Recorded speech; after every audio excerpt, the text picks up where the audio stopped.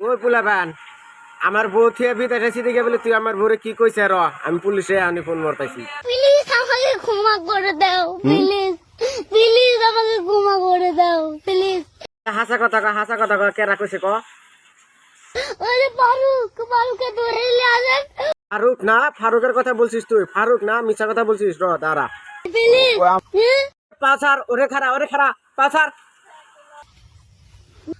ফারুক না, আমরা কিভাবে বলছি আমরা রাস্তা দিয়ে বললাম বলে আমরা স্কুল যাবো, কটা বস্তা দেখি ওই বাগানে ঢুকলে চিলি কোন থেকে কোনে যাইবার চিলি ওইটা তো কথা কইনা তোরে তো কইছি আমার বউরে তোরা কি কইছে হেডা ক?